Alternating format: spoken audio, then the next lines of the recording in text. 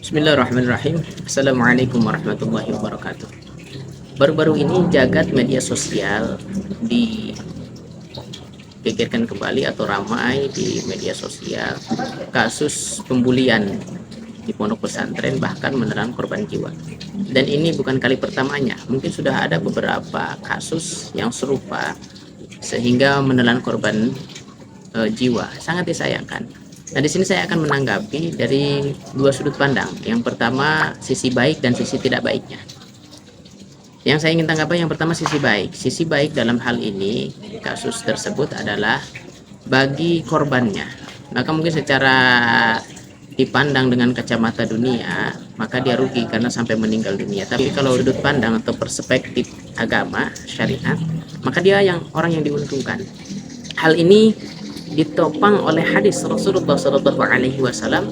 Di antaranya adalah hadis yang ada dalam Sunan Ad-Darimi nomor hadis 366. Di situ dijelaskan, man ja'ahul mautu wa huwa yatlubul ilma liyuhyiya bihil islama fa bainahu wa bainan nabiyyina darajatun wahidatun fil jannah. Barang siapa yang datang kematian padanya pada saat dia menuntut ilmu, memperdalam ilmu agama di pondok pesantren, di lembaga pendidikan, tujuannya untuk menghidupkan agama Allah Subhanahu wa Ta'ala, maka antara dia dengan para nabi itu satu derajat di surga.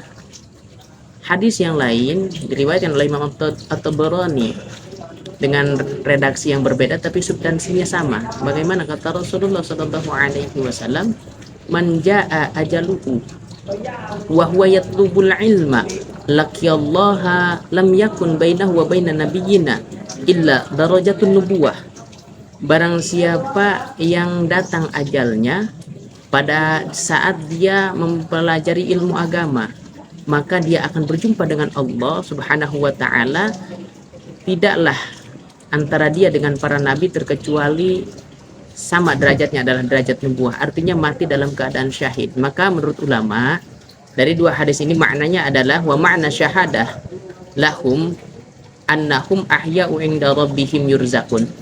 Jadi maknanya orang yang meninggal dalam pondok pesantren dalam rangka menuntut ilmu agama itu meninggalnya itu sama seperti para nabi yang berjuang menegakkan agama Allah.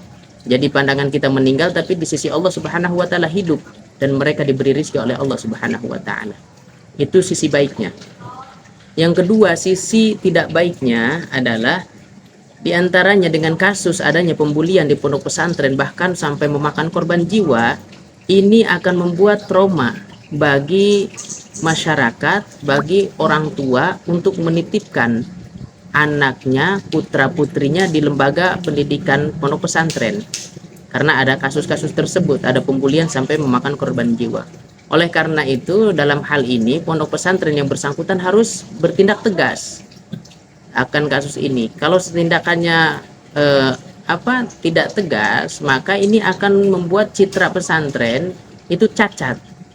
Maka oleh karena itu kembalikan citra pesantren mendapatkan posisi kepercayaan di kalangan masyarakat dengan apa? Dengan pesantren yang bersangkutan dengan hal kasus tersebut, mohon tindakan tegasnya. Jadi ditempuh sesuai jalur hukum yang berlaku di negara kita. Mungkin itulah pandangan tentang kasus pembulian yang terjadi di pondok pesantren yang sampai memakan korban jiwa. Demikian, terima kasih. Assalamualaikum warahmatullahi wabarakatuh.